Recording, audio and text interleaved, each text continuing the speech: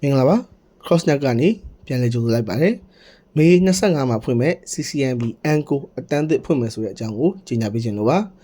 ဒီအတန်းကိုကျွန်တော်တို့တွေဒီ online live အနေနဲ့လည်းတက်ရောက်နိုင်သလိုအလုပ်တစ်ဖက်နဲ့မို့လို့သင်တန်းတက်ဖို့ပုံမှန်အားချိန်တစ်ခုအချိန်မှန်ပေးပြီးသင်တန်းမတက်နိုင်တဲ့လူတွေအတွက်လည်း recorded video class ရှိပါတယ် course online အနေနဲ့က Cisco ရဲ့ဒီ CCMB Anko official blueprint အပြင်ကိုမှမြန်မာနိုင်ငံကဒီ local industry ISP ဒီ network Kinfia company တွေနဲ့ကိုက်ဖို့အတွက်ကျွန်တော်အမြင်ရလိုအပ်မယ်ထင်တဲ့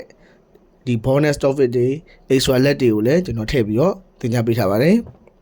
စာရေးလက်တွေအကုန်ကျန်းကျင်တဲ့အထိလေ့ကျင့်သင်ကြားပေးမှာဖြစ်တဲ့အတွက် chapter တိုင်း unit တိုင်း topic တိုင်းမှာကျွန်တော် theory apply လုပ်နိုင်တဲ့ဒီ hand on လက်တွေကိုစုံအောင်ထည့်သွင်းသင်ကြားပေးထားပါတယ်အဲ့လိုထည့်သွင်းသင်ကြားပေးတဲ့အတွက် exam ပုံမှန်လုပ်တဲ့လူစာပုံမှန်လုပ်တဲ့လူတွေအတွက်တော့သင်တန်းပြီးတာနဲ့ skillful ဖြစ်တဲ့ confidence ရှိရဲ့ professional network engineer အနေနဲ့ကောင်းမွန်စွာရည်တည်နိုင်ပါလိမ့်မယ်ဒီ practical lab တွေစုံအောင်လုပ်နိုင်မှုအတွက်ကျွန်တော် Cisco Packet Tracer GNL3 Pinel Lab Wireshark စတဲ့ tools တွေကိုအသုံးပြုပြီးတော့ဒီ lab တွေကိုလက်တွေ့လှုပ်ဆောင်ခြင်းအပြင်ကျွန်တော်တို့ဒီ logical thinking တွေ theory skill set တွေကိုပို့ပြီးတော့ strong ဖြစ်လာပါလိမ့်မယ်သင်တန်းသားတွေအနေနဲ့က laptop နဲ့ internet ရှိရင်လုံလောက်ပါပြီ laptop ရဲ့ requirement ကတော့ကျွန်တော်ဒီ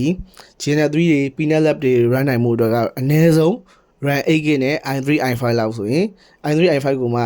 5 gen 6 gen လောက်ဆိုရင်ကိုအဆင်ပြေအဲ့လောက်ဆိုလို့ရှိရင်လုံလောက်ပါတယ်